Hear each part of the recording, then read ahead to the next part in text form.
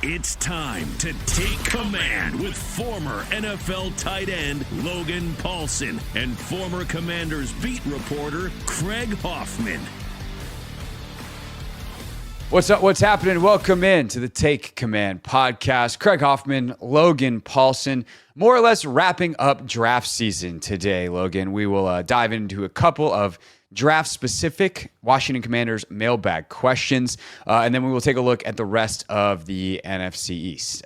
We will get to the undrafted free agents probably next week. We might also talk to save that for kind of after rookie minicamp as well, when we've had a chance to see them in person. So stay tuned for that. We're not ignoring the UDFAs. We just want to make sure that we do a take command quality job on it, and so we will get to them here in the next couple of weeks. Logan, are you feeling recovered from the draft? You feeling spry? Dude, I was in like a little bit of a vortex coming out of that thing. Like, it was funny. I was just like, it was up really late a couple days in a row, and then like the draft was done.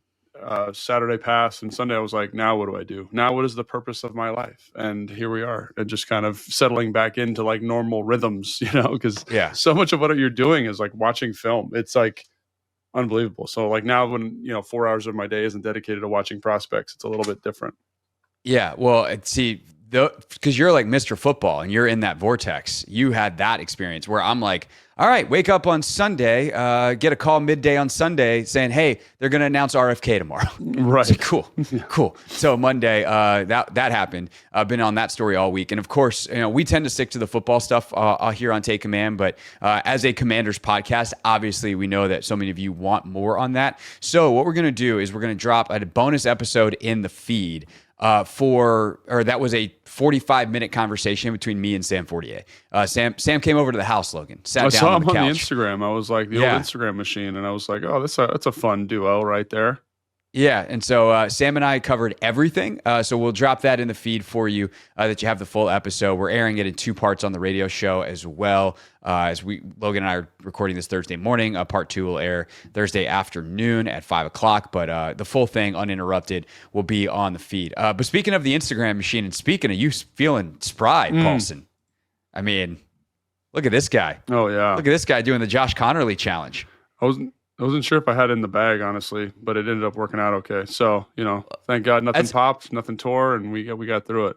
Nothing popped, nothing tore, and I mean the quickness on the feet there. Logan analyst, break down Logan's athlete's pass set here. Still got it a little bit. So I like it. I wish I would have been a little bit more internally rotated with my left knee, my back knee, so I could really make sure that post is nice and locked in. See that little shift to the outside foot? Don't love that, but we can work on that. It's still early. Yeah. A couple more reps also, of that. Be locked I in. love the minimalist shoes too. I'm sure you've done a million pass sets and basically no shoe. Well, I had a coach tell me the best way to get good with your pass set, to feel it, is to do it barefoot.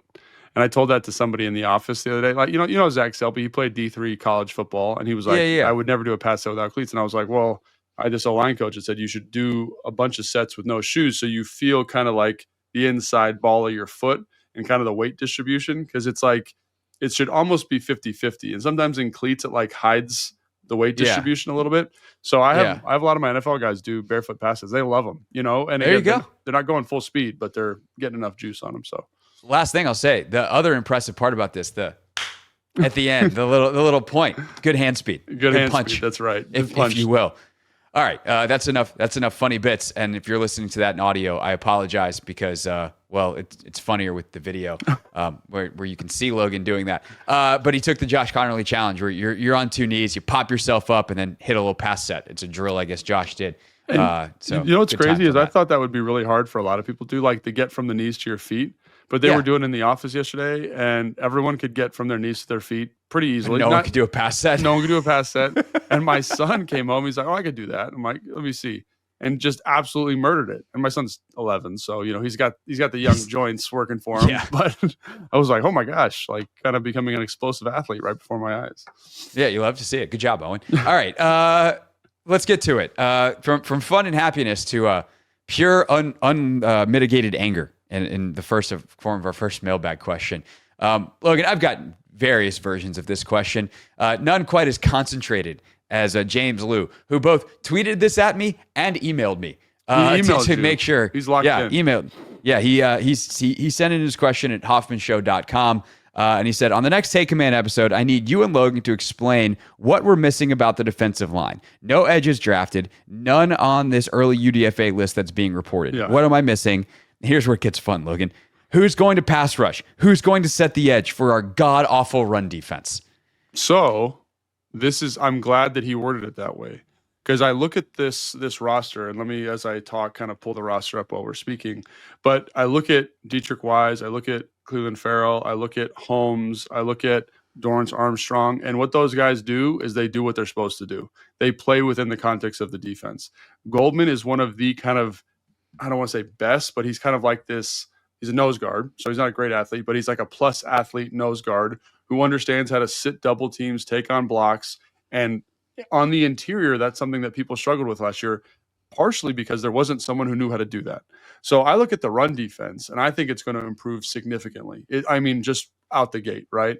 And then you say, well, who's going to pass rush? And so what I would say is last year when they were constructing the team, they didn't want Dante Fowler to play on first and second down. They wanted other guys to do that. And then injuries and different things, like he played well, that changed, right?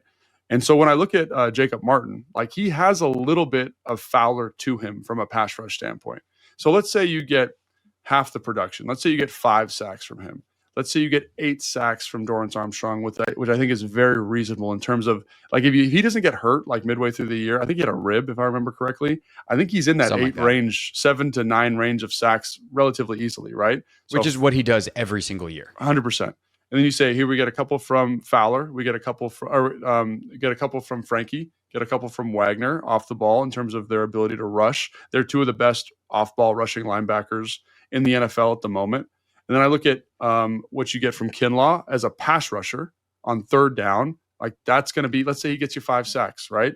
Like all of a sudden, if you aggregate everybody together, and then Dietrich Wise, I don't think there's been a year since he's been in the league where he's had less than 5 sacks. People think of him as an edge, like stopping run player, but he's very intuitive on play action pass. He's got a decent feel on first and second down as a pass rusher, and he sneaks into these sacks. So all of a sudden you're like, okay, well, that's not a bad number when you kind of aggregate it all together. Now there's no, Myles Garrett necessarily. But what I will say is because you've gotten better, more consistent players on first and second down, you're going to be in third and long more, right? That's that's the thing. Better on first and second down, you're going to be in third down and long more. It's more obvious passing downs. And I coach a couple edge rushers in the NFL. The one thing that I harp more than anything is third and long is a money down. And if you can find ways as a defense to get into those situations more, then you maximize even average pass rushers' ability to create sacks. So I look at kind of the aggregate of it, and I think when you kind of say, oh, this guy's going to give us 4, 5, 6, 7, 8, and all of a sudden you're in like a very reasonable sack total. And then I think you pair that with what I think is going to be improved secondary play. Hopefully the quarterback holds the ball a little bit more. Hopefully you get into these situations where you can get what they call like coverage sacks. Hopefully that percentage increases by 5 to 7%. Maybe that's an extra 6 sacks on the year. So again, like all of this coming together, I think is going to be beneficial for the Commanders. And again, I'm not like, this isn't magic I'm doing. I'm just saying you got better on first and second down. That's unequivocal, right? And you've got guys with some pass rush, sneaky pass rush upside. So again, would it be nice if you brought in like, I don't know, Zadarius Smith? Yeah, Abdul Carter or whoever you're going to bring in. Yeah. Like that would be great, but like this is serviceable. And I think it's going to be better than people think. Yeah, I would keep my eye on Zadarius Smith. 100%. He's a free agent that I think fits what they do. He's a guy who can play all 3 downs and has pass rush juice, not as much as he used to, but still has some. But I think I think 2 points should be made here. I appreciate the question, right? It's a good question. It's a legit question. Yeah, 100%. And there are varying levels of vitriol in the fan base currently asking the same exact thing. And it's totally fair because they were not good enough in either department, pass rush juice off the edge, outside of Fowler, or their ability to stop the run last year. But those 2 things were related. Dante is needing to play more on first and second down. And I think you also have some more addition by subtraction potentially with John because the way he played didn't match with the way they played. And some of the freelancing and things really hurt them. And, I think it's funny to look back now at some of the Chase Young, Montez Sweat, John Duran years. And it's like, everyone's like, oh, if Chase would just do what he was supposed to do. And yeah, Chase was probably the worst offender of freelancing. But John Allen also freelanced a lot. Like part of the problem is all those guys freelance all the time. And if you got one guy freelancing and the other guy covering up for it, there's like a delicate dance that works. And Duran and Montez on their side occasionally would like get it really right on a week in or week out basis, and you'd see some of the production. But that entire foursome would get sideways, and it's just like, guys, someone's got to be the supporting player here. You can't all be doing solos at the same time in the jazz band. Someone's just got to keep the rhythm. Someone's got to keep the beat. Someone's got to play the bass line. And so I think in the long term, you've gotten better because you have guys that are going to be more dedicated to the scheme. And that is the first point I would make that I think you made really well in more detail with some of the guys they brought in. A guy like an Eddie Goldman, who is like the ultimate, just like, I'm going to sit here and play the drums and just keep the rhythm, and we're going to sync the double teams and do what we got to do. The other part of this is you are at the mercy of the market. That guy's not available unless you want to give the Cincinnati Bengals stupid resources for Trey Hendrickson. 2 first-round picks. And unless you want to do that for a guy who's on the wrong side of 30, who you're going to have to pay $37 million a year, like, that guy's not available. And I don't want to do that for Trey Hendrickson. All due respect, like, he's an excellent pass rusher. He's got real pass rush juice, but he's not the complete player that Myles Garrett is. But he's going to cost you 90% of the cost. And he's older and the whole deal. So I just think that, like, there has to be a reality that the options weren't there to get that guy, unless you think that, like, Donovan Ezeraku was that guy and he's way better than Josh Connerly, and you can live with sacrificing Josh Connerly for Donovan Ezeraku, which I guess is a fair conversation to have amongst professional scouts who have varying opinions. But clearly that's not how they felt. They passed on Ezeraku for Connerly. 2, Adam Peters told Josh Connerly on the phone, we were sweating when the Bears were on the clock at 10 until we picked you at 29. I think they had a top 15 grade on him in this class, and they clearly did not on Donovan Ezeraku. I think the other thing I'd say, too, is you know what else gets you sacks? Good offense. Offensive game flow, offensive structure. This is like totally a take command answer because you're like peeling it way back, right? We're answering everything, but the direct question of like, who's the dudes? But you kind of did that first, so take that. Yeah, but the thing I would say too is like if you're scoring more points, which right now I think we're constructed potentially, the team is constructed to score a lot of points, right? And if you're in good game flows where you're up by 10 points, like you know what teams have to do? They have to throw the football. And even if you're an average pass rusher, and I'm going to get more. That's the thing is like I do like breakdowns for some of my clients, and I'm watching, TJ Watt, for example, and I watch all of his reps. Like, and the thing is he gets a lot of 3rd and 10 opportunities, right? Because game flow or whatever. Myles Garrett kind of not so much, right? Aaron Donald, when he played for LA, you're like, holy cow, like this is a 3rd and 15, like, and he's like in a wide 6 rushing the guard, like, you know what I mean? It's just those opportunities can't be understated too. If you just increase, because basically as an offensive coordinator, you're trying to limit the number of straight drop back passes as much as possible, because ultimately that's like stretching your offensive line too much. So the one time you cannot do that is in a 3rd and long situation.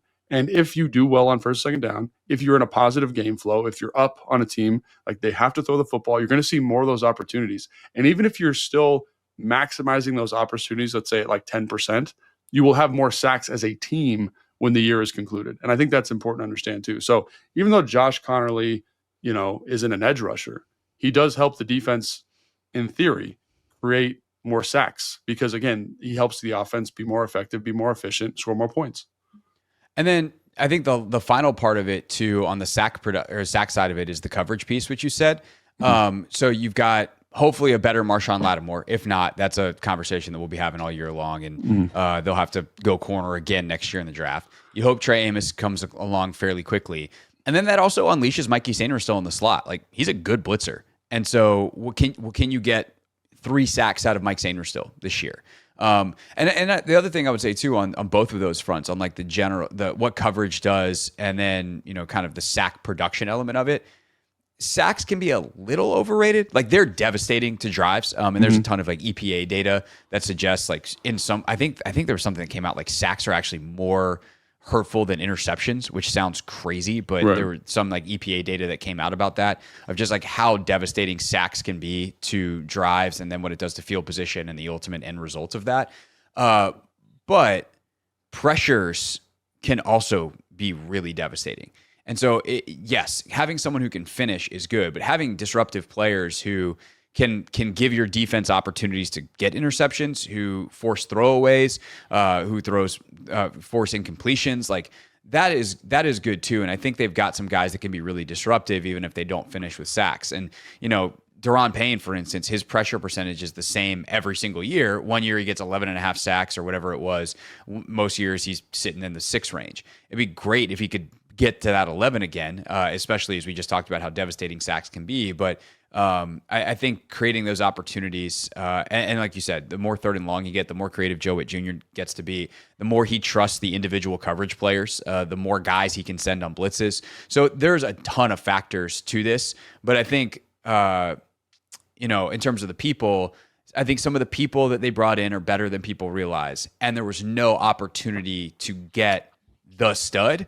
And that's just the reality of the NFL. Not everybody gets one, because there's TJ Watt, there's Myles Garrett, there's Trey Hendrickson, and there's Will Anderson, there's 3 or 4 other guys. Yeah, and Micah Parsons, and there's 32 teams. There aren't 32 guys. And hopefully next year the Commanders some way, somehow can find out how to get one or create one out of a hybrid type of piece that falls to them that Dan Quinn knows what to do with. Yeah, and I don't know. This is interesting. I just looking up the guy they signed from the International Pathway Program. He's got a freaky profile for an edge rusher. You know what I mean? And so they do have some of these kind of, again, I'm not saying he's gonna make the team, but developmental traitsy guys that could figure something out.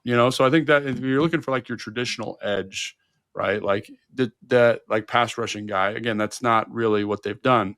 But I think if you think defensive philosophy, they've made, I think, the right decisions and the right moves to raise the floor of the defense, which I think raising the floor of the defense increases, like we talked about, these pass rushing opportunities. And again, I think Jacob Martin's a good pass rusher, and if you give him a lot of opportunities, a lot of bites at the apple, he's a guy that can finish. And I think he fits what they thought, Fowler was going to be last year, where it's a situational guy. And is he as good? Does he have the name recognition? No, but given the right situation, the right opportunities, I think about him, Frankie Louvu, Bobby Wagner, Dorrance Armstrong. That's a pretty formidable group of guys who have some pass rush ability with Javon Kinlaw, Daron Payne, or Jer'Zhan Newton on the interior. Those guys can win one-on-ones. You know what I mean? And so then all of a sudden the dynamics a little bit, when you frame it like that, you're maybe there's not one guy, but I like the opportunity that of those 6 guys, one of those guys is going to win on one-on-one on one of the 5 offensive linemen and the back. It just feels like a good opportunity. So for sure. And as you mentioned too, off the top, we almost blew past the run defense part of this. They got better edge guys on setting edges for the run. Dietrich Wise is very, very good at that. Dorrance is good at that. So there's they've got guys. Cleveland is good at that. That's what he's good at. But Jalen Holmes, I think he's sneaky good at it. Yeah, Jalen Holmes was really good at it last year. And so there's definitely Kinlaw. Can you put him out on the edge and see what happens there? I think that's an interesting one as well. So we'll see what they do and what kind of fronts they play. And there's a lot of questions I think we have, good questions of hey, you could do a million different things. Which one are you going to do? Right. That we'll start to learn coming up in the spring.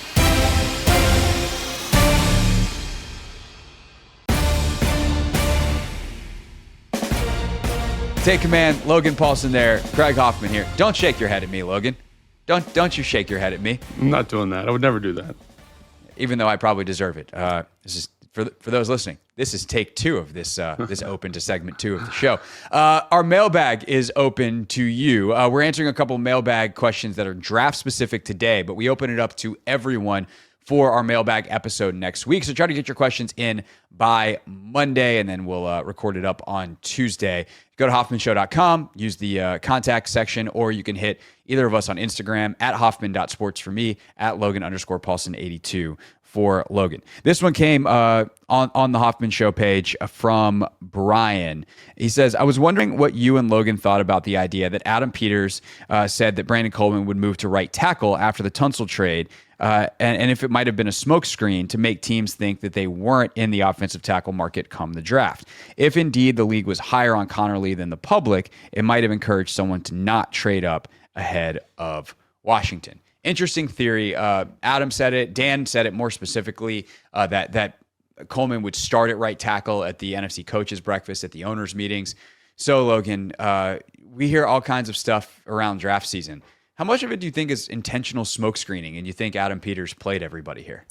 I mean, I don't think it's a smokescreen personally. I think at the time that's like people are asking questions like, what are you going to do with Brandon Coleman? And he's like, we're probably going to try him at right tackle. And I don't think he said he's going to play right tackle. He said we're going to give him a shot at right tackle. We're going to start him at right tackle and we'll see what happens. And then I think Adam told you exactly what his draft philosophy was going to be. He's like, we're going to draft best player available. Like that's what he said. He said that for months. And so that what does that mean? That means like if we feel like we can upgrade, we're going to upgrade. And so like when I think about Josh Connerly and what he brings to the offense, like and his value at 29, it seems like the right decision to me. You know, like irrespective of like smoke screens or not. Like I think at the time, and when is the owners meeting? It's right after the combine or right before? No, it's after the combine. So it's like kind of after free agency, right? Mid to late March. Yeah. Okay. So oftentimes, like they're still kind of getting everything together. You know, they're still like the coaches don't start watching film till about that time of the prospects. They don't have their meetings. Like everyone thinks it's like, oh, for like months and months and months, they know what they're going to do. They're kind of developing the board at that point. And I think for them, it's like, yeah, we're going to try Coleman at tackle. And then as they get into it, they're like, man, we really like Connerly. And then so things change from when they ask the question to when the draft happens. But also like Adam was very clear, best player available. And I think like if you abide by that philosophy, it makes more sense, like this decision. And I think Adam does a really good job compared to other teams and staffs that I've been on, that I've played with, and that I've covered in keeping stuff close to the vest. Like he does an excellent job of it. And so I think there's no need to smoke screen when no one has any information. Like there's people that I talk to who are extremely locked in with this team who don't know anything about the draft. Like it's hard even to get the guys that came in on 30 visits. It's hard to get those guys. Like you got to call the agents directly, which is a big pain in the butt. So like they do a good job of like just keeping everything close to the vest. Nothing gets out of the building. And so if nothing's getting out, why would I need a smoke screen, I guess is my thought. Yeah, I don't think they play a ton of games. I think some of the way they approach it winds up acting as a smokescreen almost because it's hard to predict what they're going to do. I definitely was surprised they went offensive tackle in part. I feel almost responsible for this question because I thought when they said Coleman's going to be right tackle, it's like, okay, well then I'm going to cross that off the list. But at the end of the day, if the best player available was an offensive tackle and you would have asked me the day before the draft, like, hey, best player available on their board's an offensive tackle, are they going to take him? I was like, yeah, because that's how they roll. Yeah. And at least right now, yeah. Yeah. And the thing is too, like, they haven't said Josh Connerly is going to start at right tackle. And in fact, they said Connerly and Coleman and everybody else, Wiley, like they're all going to compete because that's what they do. And is it similar to last year where Jaden was competing, air quotes, with Marcus Mariota for the quarterback job?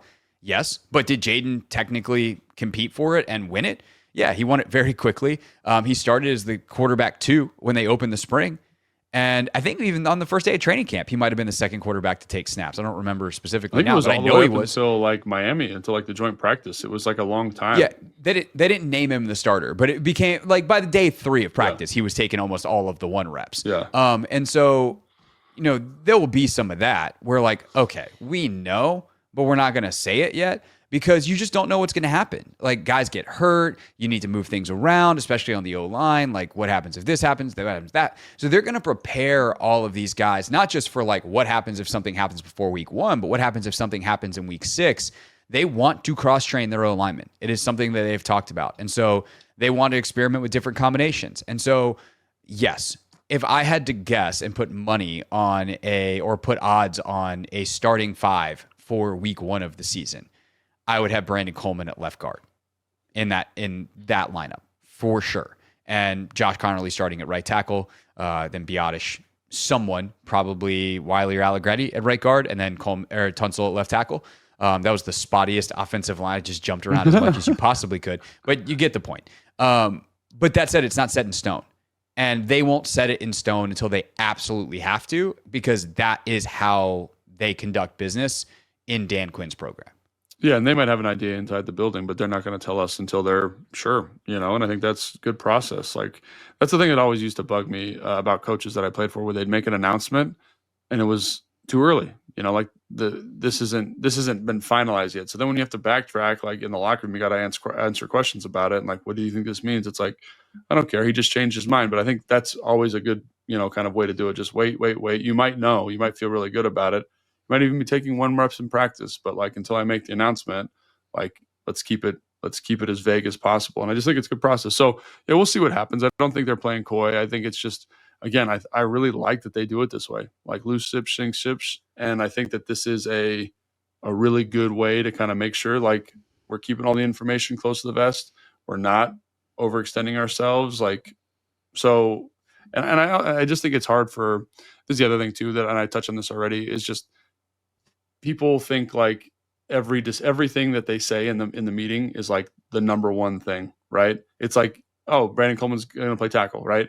Like it's so the roster construction, especially during free agency, especially during the draft, you know this because you cover the team, is so incredibly fluid. So like, yeah, I always take it like for example, like what you just said, like if you're putting money on it, you'd say, oh, left tackle's Laramie Tunsil, left guard Brandon Coleman, and you go down the line.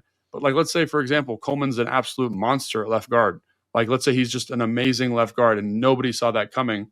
Like, he's going to play left guard and we don't know. And Coleman will play right tackle or whoever's going to play right tackle. So I think it's just. Or like if Connerly, you said Coleman, but let's say Connerly's and just like the best guard. Like, you're like, this guy could be an all pro. Yeah, 100%. Then you let him do it. And so I think that's where it's like, based on the information we have and based on what they say, you kind of make these inferences, but it's nothing you should be making drastic long-term conclusions about because the roster, the guys, everything's extremely fluid. So. They don't know until they see it on the field. Right. And the thing is, if you announce it now and you're like, plan A is this, what happens if plan B turns out to be better? Yeah. Then all of a sudden it's like, oh my God, it's plan B. Like you create an unnecessary amount of consternation and controversy and all that stuff. And so there's just no reason to do it. So we can speculate all day. I'm not saying that we on a podcast can't have some fun with it. But I do think internally they're handling this the right way and they don't know what they don't know yet. And they're willing to admit that. And that is why things stay relatively open. I think the other part about playing the media game is too, you can get too cute with it really, really fast.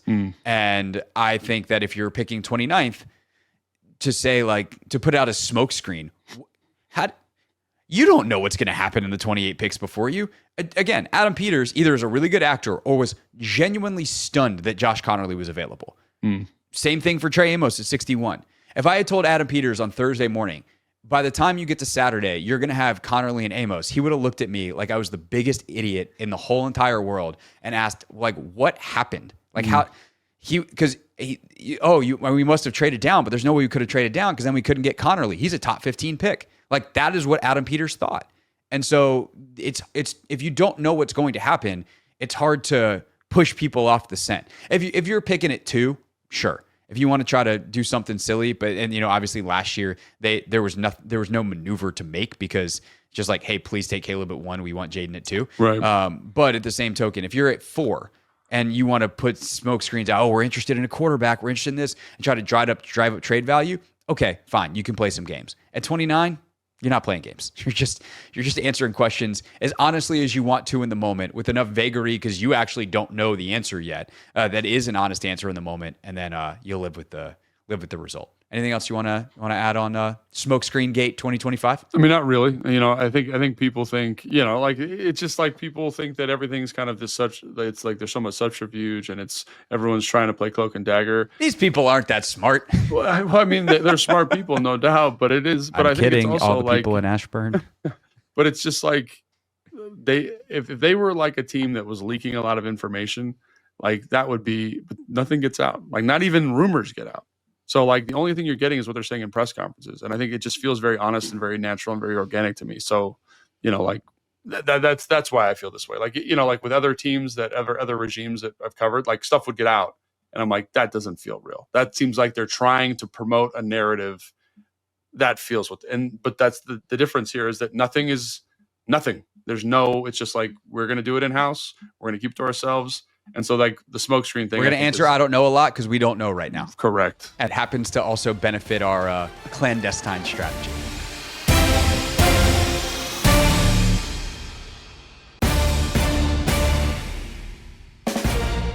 Take Command. I'm Craig Hoffman. He is Logan Paulson.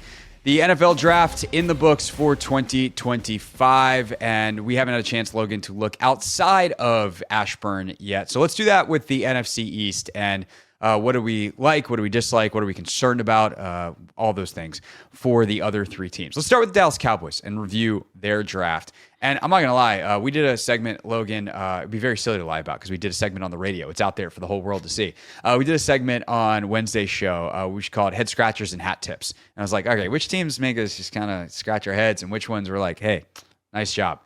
And I reluctantly put the Cowboys in my hat tips category. Really?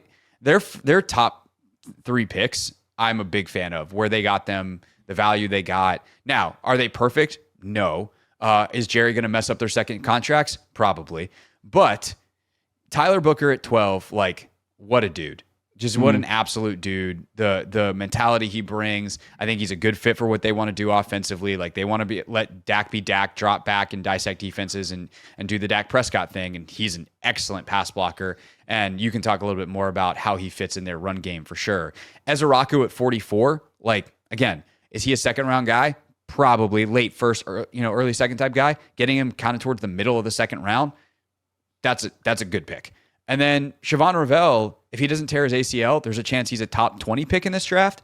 And so if the knee is right, getting him at 76 could be a steal. Now, I realize people are all over the place on Ravel in terms of, hey, small school guy, we'll see what he is. But those top three picks are all guys that very easily could have been first rounders with different circumstances. And even in this draft, if it falls some different ways, you wouldn't have been surprised if Ravel went in the first round.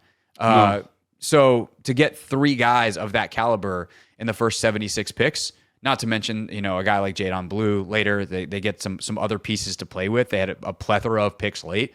I actually really like the Cowboys draft, which is on par. They draft really well. It's later that they mess things up with roster building. Yeah, I think the one thing I would say is I love Tyler Booker. I think he's going to be a good pro.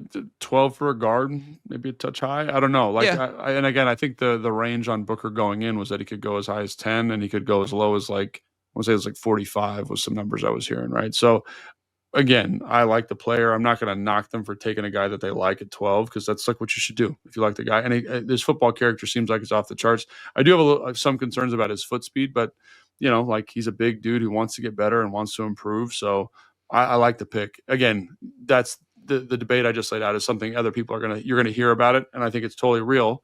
Guard at 12, that's a little bit steep. And a guy that you could have gotten at 45, maybe. But again, I like the player. Donovan Ezeraku, I was very high on Donovan Ezeraku. I think the one thing I would say that gives me a little bit pause or consternation is the stuff we talked about, right after the draft when the Commanders didn't pick him at 29, is just can he close and can he win with I don't want to say limited athletic profile, but an unknown athletic profile would be the concern there for me.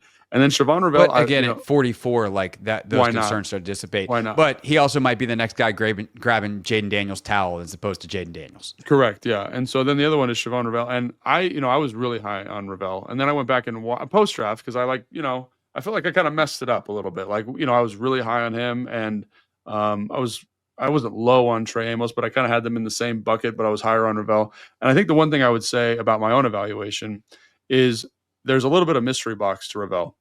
Mm-hmm. His 2023 was good, but his 2024 is nothing. And so is he going to recover from the injuries? An older prospect, his ball skills aren't great, especially when you compare him to Trey Amos. So, but again, it's at 76, that feels like a great opportunity to get a good football player and a guy with some starting caliber upside. So that's kind of what I'd say. And I think the names are things that get people really excited, but in terms of value, it kind of feels like about where those guys could potentially have gone. If Ravel had made it into the second round, great.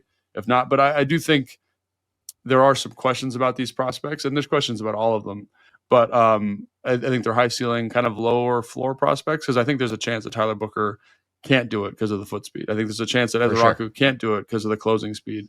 And then I like Ravel a lot. I think in the third round, there's not a lot of risk there for a guy with his athletic upside. But those are some thoughts I have. And again, I like some of the guys they drafted later, but no one really blows my socks off. But in terms of those top three, I understand what you're saying, but I also wanted to kind of point out why they were probably available when they were.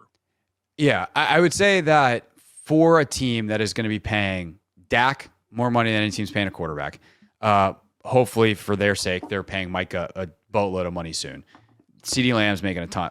You have to find starters on rookie contracts. And they got three guys in the top 76 picks that could all be starters in year one.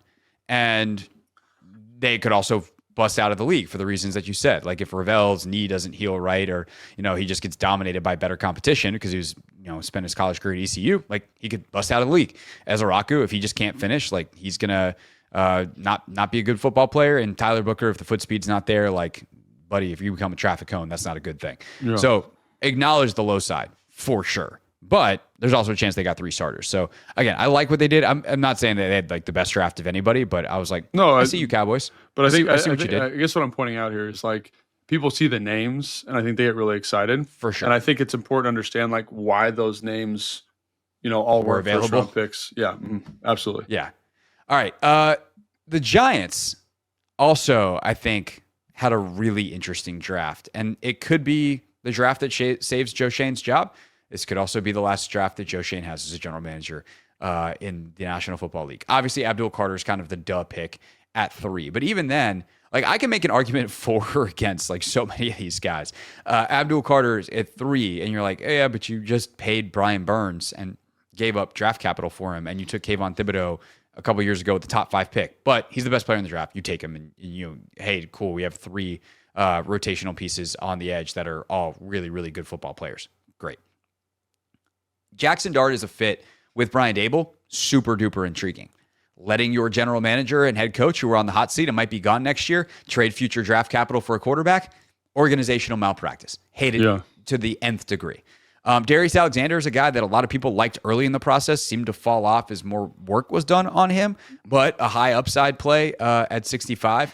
And then Cam Scatterbo is Dane Brugler's running back 12. I think he was one of Trevor Sycam's top 5 running backs. So it just depends on the evaluator there and what you think of Cam Scatterbo. I know we talked about Mbao, the guard out of Purdue that they took at some point. I can't remember if it's because you liked him or you didn't. But they got some interesting guys here for sure in this class that I think could definitely go either way for the Giants. Like I see the vision. I like some of the pieces, but also I think it in many ways highlights the flaws in the Giants' process over the years. Yeah, I think the things you pointed out are things that definitely stick out to me. Like the quarterback, trading back in for the quarterback at 25. I don't know. That's tough. And again, like I was not as high. I like Jackson Dart a lot, but I wasn't really high on any of the quarterbacks in this class. I like Cam Ward, but outside of that, I think they've all got a lot of glaring issues. And so I guess what's the plan for him? Are you going to have him sit for a year? But you draft him to save your job? And then I don't understand really what the philosophy is necessarily there. I like Abdul Carter. I like Darius Alexander. I like Cam Scatterbo. Marcus Mbow, I think, has the best feet of any offensive lineman in the class. He's a little undersized, so we'll see what he ends up being. And then Thomas Fedone is a tight end, like a rotational guy that could be your 3, has got the length, the height, kind of some speed elements. And he was the number 1 tight end recruit, 4 years ago when he came out of school. So obviously there's some athletic upside there. But to me, the whole thing hinges on the Jackson Dart thing. Like if he plays this year and looks like he's the guy, great. You did it. Awesome job. Clap yourselves on the back, whether you get fired or not. But it does seem a little bit odd that when you've got a staff that's on the hot seat to say, hey, we're going to give up future draft capital for this player who, again, I understand. I'm very, very clear on why they did it. Like you see the arm 100%. talent. And frankly, the trade was not a bad trade. Yeah. Like they didn't give up that much, but they gave up something when if I'm the next Giants general manager, I'm like, yo, can I get that pick back? Yeah. What are you doing? Like, what are we doing? Especially if you didn't love this guy. And in a draft with kind of weak quarterback play. Like, that's the other thing, too, that I'm a little bit like. So, anyway, I like the draft. I like the players that they picked. I even kind of like where they got them at. I think Cam Scatterbo, I had him in my top 100. I understand why Dane's got him at 12. I have a lot of concerns about play style, a lot of concerns about top-end horsepower in terms of breaking runs and breaking tackles at the NFL level. Like, can his body hold up to it? I think Marcus Mbow could be a starter if he gets a little bit bigger. But, again, a little bit of a question there. And then Fedone, rotational guy, I like it. I mean, and I think defensive line-wise, you look at Darius Alexander, the athlete. You look at Abdul Carter, the athlete. Pair that with Dexter Lawrence, with Burns, and all of a sudden you're like, man, this could be a extremely dominant group. Where you can't just focus in on Lawrence anymore. So that's really exciting. But the quarterback one is the one that I just don't know what to do with yet. I want to see how he looks like in the preseason and in season, obviously. Like, I like the trade. I like the player fit with the coach and the scheme and all that kind of stuff. I'm just like, your process stinks. Don't do what so many teams have done. The Bears did it like 4 coaches in a row, where you draft the guy, you fire the coach at the end of year 1, and then you got a new coach. Because like, what happens if the new coach that comes in it was not a Jackson Dart guy? Like it just. And then, like you said, what happens if after week 5 they're 2-3 and they feel like they're on the hot seat and Russell Wilson's not really playing great? You go to Jameis, or you just be like, all right, let's get the kid in there, and the kid's not actually ready yet. Like it's just not great for anyone. And they could have just solved it by either John Mara putting his foot down and being like, I'm not letting you. Like if he's available in the second round when we get on the clock, you can take him. Because they were picking at the top of the second, right? Yeah, and they must have been trading up ahead of someone. Like someone else probably wanted to come in. LA maybe? I don't know. I mean, they got in front of LA at 26, and then LA wound up trading out. But yeah. Anyway. Yeah. I don't know. Weird. It's just a weird process. So again, like, I even like Jackson Dart to a certain extent, but I just am a little bit unsure about kind of what this means for them moving forward, which is good for the Commanders because uncertainty in other teams is good. So the New York Giants, shrug emoji, year 10. All right. The Eagles. What an interesting draft they had, because they had 472 picks after pick 100. They only had 2 in the top 100. And of course, a top 15 player fell to them. Jahad Campbell is a really interesting prospect because I think he's probably a better edge. Probably can play some off ball as long as he's not having to organize everything. Great athlete. And at some point, the position mismatch and the shoulder injury, which also caused him to drop, either the shoulder injury is way worse than we thought and is a long-term concern, or people overcomplicated it and they let a dude, in the same way that like when Malachi Starks went to the Ravens, I was like, of course he fell to the Ravens. And in this, again, of course Jahad Campbell fell to the Eagles. And then Andrew Makuba is a guy that I know a lot of people like, the safety out of Texas, who they got in the second round. And then they don't pick again until round 4. And then they got a ton of dudes. They're able to take a bunch of swings late, which is kind of what you want. There's no way that all these dudes are making the team. But maybe they find a couple of gems in there. But they addressed a position that they don't like to spend a ton of money on. It's safety. And they get another freakish athlete, edge type of guy who I think fits what they want to do on the edge. They like guys that can run. And they got that in Jahad Campbell, who can play opposite of Nolan Smith or in a rotation with Nolan Smith. And then we'll see what he does off the ball as well. Yeah, what's the linebacker's name there now? They just got paid this offseason? Zach Bond. Zach Bond, yeah. He reminds me a lot of Zach Bond. Like just in terms of his skill set, like Zach Bond's a converted edge rusher. Can he move backwards and laterally in the same way that Bond can? I think athletically, yes. You know what I mean? I think you look at him and you're like this. And again, you didn't know Zach Bond could do that until he did it. You know what I mean? Because he played like special edge, teams, and he played special teams. Yeah. And so I look at Jahad Campbell and I think they see a lot of that. The ability to line him up on the edge, he can rush the passer, can move in the box. And he's special, man. He's a special defensive talent. Now, does he actualize it? Can he make it happen? Those Alabama guys are always a little bit spotty in terms of projection in the NFL because they're losing all the structure they get at Alabama. But in terms of him with Vic Fangio, that seems like a match made in heaven. You know what I mean? That just seems like it couldn't be a more perfect fit. And then Andrew Makuba reminds me a little bit of Chauncey Gardner-Johnson, right? The safety that they had there before, kind of a hard-hitting, downhill, kind of a slender build guy, but physical ball skills. Again, like the fit there. Ty Robinson is kind of this big 6'6", 290 kind of inside outside guy that gives them some flexibility. I didn't love how stiff he was in the hips, but in the 4th round to that team who needs some inside pass rush juice, don't hate that. Mac McWilliams from UCF, tall, long corner that absolutely killed the Senior Bowl. Mudon Jr. from Georgia is a guy that can play linebacker in the NFL. I think he's a team's guy to start, but like he can do it. And so I like that's good value there, right? And plus, he's their token Georgia guy because you got to have at least one if you're the Eagles every year. Correct. And I think the other thing that sticks out to me is the offensive lineman that they picked. Obviously, Drew Kendall, the center from Boston College. But then I look at Miles Hilton, who is like, he's a huge man. He's like 6'6", he's like 340. He's got long arms, like perfect ball of clay that could play guard or play tackle. And I think about Stoutland there with that. And even though they picked him in, the 6th round, like you're like, dude, he's going to end up starting for them. Like he has that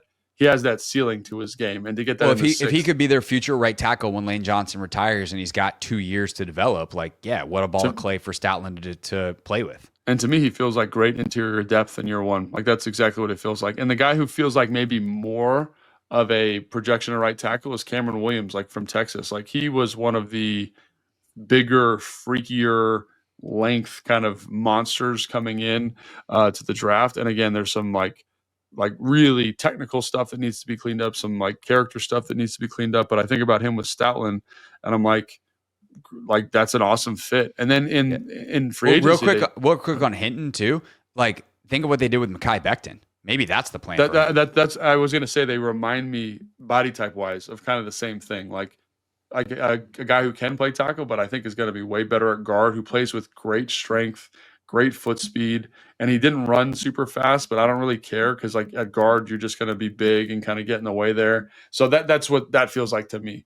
And then, they drafted in free agency, they got that Hollins kid from Rutgers, who's 6'9", he's 350, he's got 36-inch arms, like he's a freak. So I think I like the philosophy is we're going to get high upside offensive lineman late in the draft.